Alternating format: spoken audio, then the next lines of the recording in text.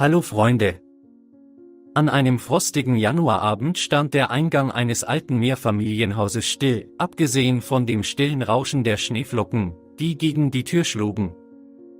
Im Inneren blitzte ein Schatten auf, eine Frau, die ein kleines Bündel an ihre Brust drückte. Ihr Atem wurde zeitweise unterbrochen, als sie sich in der Nähe einer schäbigen Kiste niederkniete, die mit Lumpen übersät war. Für einen Moment zögerte sie, aber dann zitterte sie, legte das Paket hinein, wischte die Träne ab und verschwand. Ein 2 Monate altes Kind wackelte in der Kiste, ohne sich der Härte der Welt bewusst zu sein. Zuerst schlief er fest, sein leises Schnarchen war kaum zu hören. Aber die kalte Luft begann nach innen zu sickern und weckte sie auf. Sein winziger Körper zitterte und seine Schreie wurden im leeren Eingangsbereich schwach ertönt. Niemand ist gekommen. Niemand hat es gehört. Niemand außer Maschka, der streunenden Katze, die die Box zu ihrem Versteck gemacht hat. Als sie in einer schweren Schwangerschaft war und von ihrem Instinkt getrieben wurde, kroch Maschka in eine Schachtel.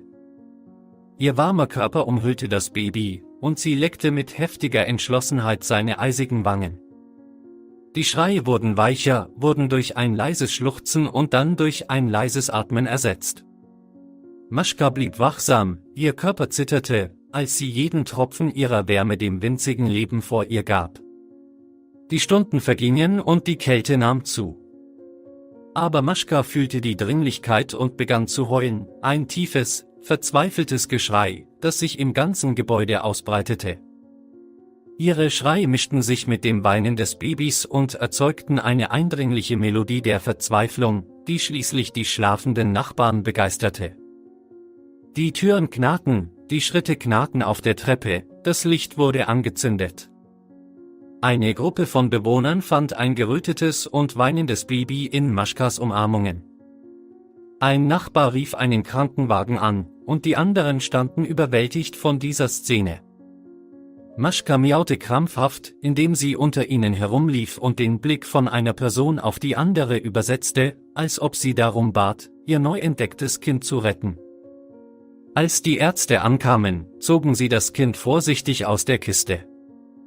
Dieses Kind hat Glück gehabt, murmelte einer von ihnen und warf einen Blick auf Maschka.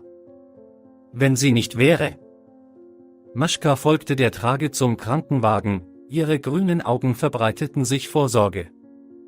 Sie blieb am Straßenrand stehen, während sich das Auto von der Stelle bewegte, ihr kleiner Körper stand vor dem Hintergrund des Schnees.